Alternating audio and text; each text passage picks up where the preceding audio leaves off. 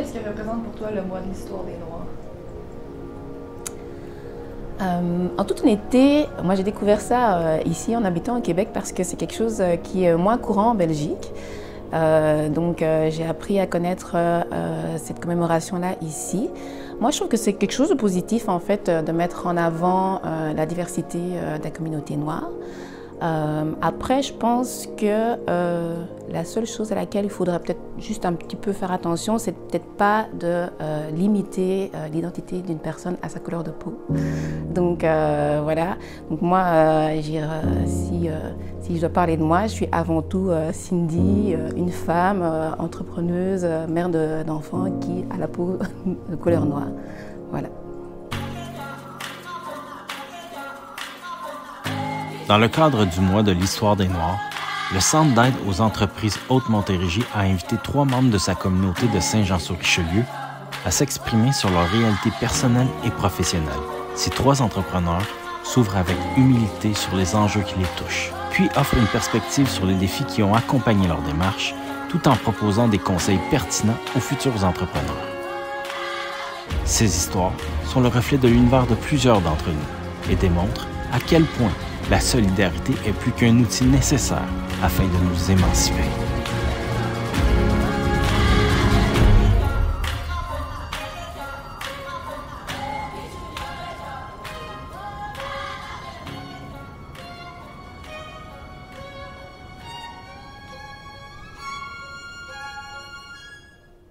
IMA, c'est quoi? IMA, chez IMA, nous concevons et vendons des poupées, des jouets pour enfants, notamment des poupées noires. Donc notre mission est vraiment d'inspirer les enfants et leur apprendre qu'est-ce que c'est que la diversité.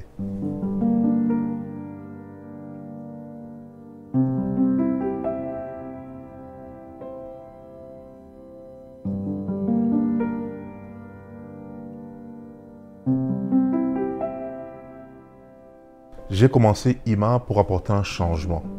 J'ai commencé IMA parce que je me suis rendu compte que l'offre de jouets n'était pas complète. Il manquait des jouets noirs, il manquait des jouets de la diversité.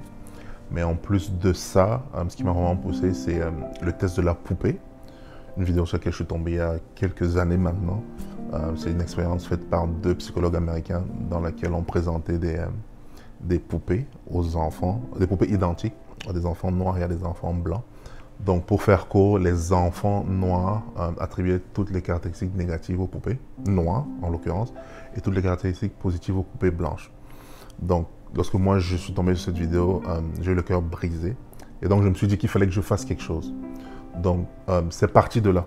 À cette époque-là, je ne savais pas encore quoi j'allais faire exactement. Mais avec le temps, l'idée embryonnée et puis elle est devenue beaucoup plus claire. Et en faisant un constat sur le marché également, je me suis rendu compte que cette offre-là manquait.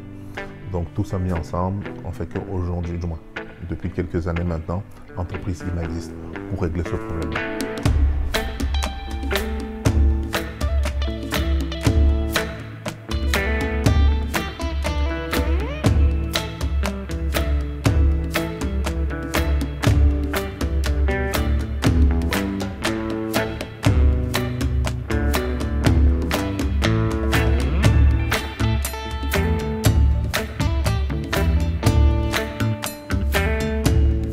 Dans ma démarche entrepreneuriale, pour moi, les principaux enjeux dans la création d'IMA, c'était de passer de l'idée, en transformant de l'idée à du concret.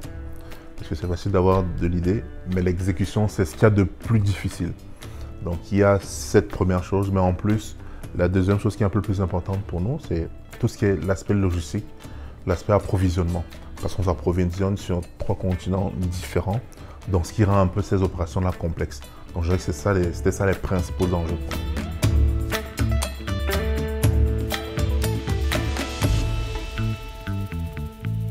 Le conseil que je donnerai à un entrepreneur, c'est qu'il faudrait qu'il soit résilient. Donc, pour moi, c'est la qualité la plus importante en tant qu'entrepreneur. Parce que l'entrepreneuriat est très difficile et très compliqué. Donc, pour moi, c'est le plus important. Ensuite, il faudrait que l'entrepreneur soit agile. Ce que j'entends par là, c'est qu'il soit en mesure de vite réagir, de s'adapter à des situations qu'il rencontrerait dans son quotidien. Pour moi, ce seraient les 2 principales qualités, les deux principaux conseils que je peux donner à un entrepreneur.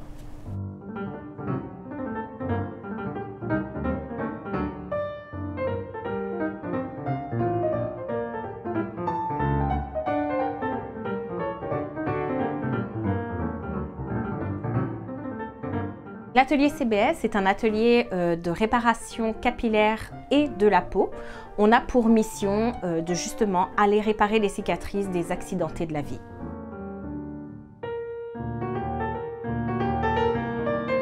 Pour moi, le mois de l'histoire des Noirs, ça va me chercher en fait très loin parce que il faut dire que ma mère en fait a été immigrante, donc africaine. Donc pour moi, c'est comme un accomplissement, puis retourner un petit peu sur les traces en fait de nos ancêtres qui sont venus en fait s'implanter dans des pays qui étaient beaucoup plus évolués, qui ont cherché justement à se distinguer par de l'entrepreneuriat, puis qui ont réussi en fait dans leur démarche.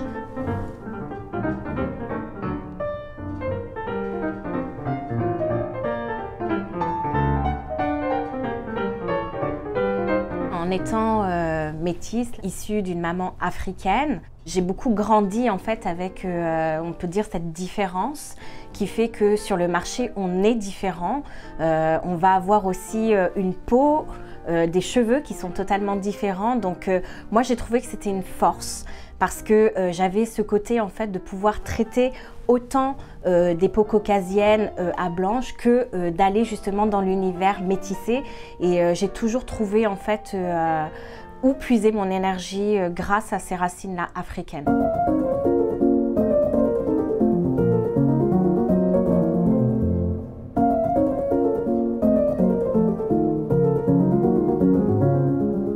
Pour un autre entrepreneur qui arriverait là au niveau du marché, de l'entrepreneuriat, je conseillerais en fait de s'entourer de personnes qui vont pouvoir le conseiller, l'orienter sur la démarche à suivre, de croire aussi en son projet parce que c'est très important là, de croire en son projet.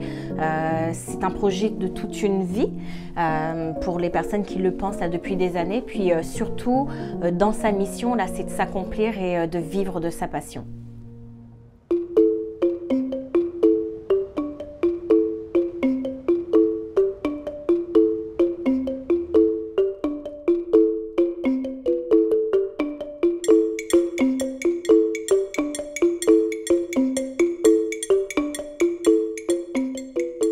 MC Création, c'est une boutique dédiée à la décoration et aux ateliers créatifs. Donc on vend des objets de décoration responsables avec des matériaux nobles, d'une part créés par des artisans québécois et d'autre part qui viennent un peu partout, autour du monde.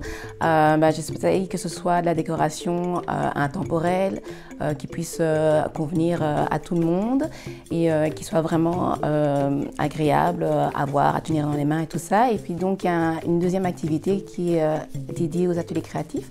Donc chaque semaine je propose des ateliers autour desquels on peut se réunir pour créer quelque chose, donc sur des sujets variés, que ce soit la création de papier, la peinture, du petit mobilier, des petites choses comme ça. Voilà, l'idée c'est de passer un bon moment autour de la créativité et un petit peu retourner à des activités qu'on ne fait pas souvent en tant qu'adulte.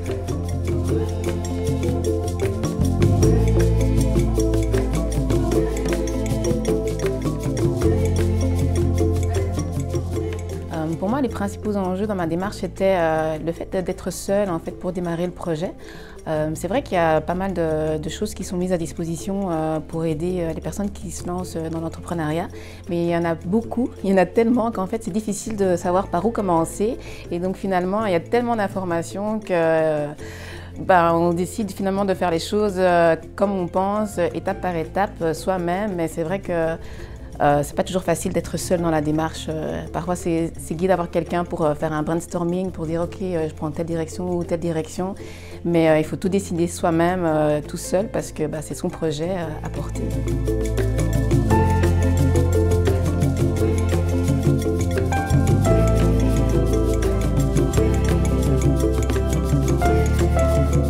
Le conseil que je donnerais à quelqu'un qui arrive ici et qui veut se partir en affaires, c'est de patienter d'abord en fait et d'apprendre à connaître le monde du travail québécois. qui il est différent de celui de Paris ou de Belgique ou de Suisse, etc. Ça prend vraiment le temps de s'intégrer, d'apprendre à connaître les gens, les mentalités, comment est-ce qu'on travaille, les priorités, les valeurs, les choses comme ça.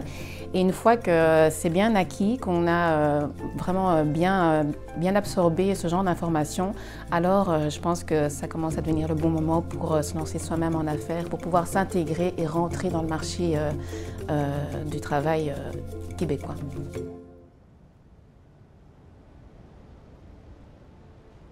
Avant de me lancer en affaires, j'aurais aimé savoir que c'est pas un fleuve tranquille.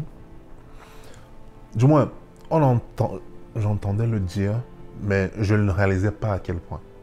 J'aurais aimé savoir que être en affaires, c'est se sentir seul. C'est être seul, c'est être vraiment seul.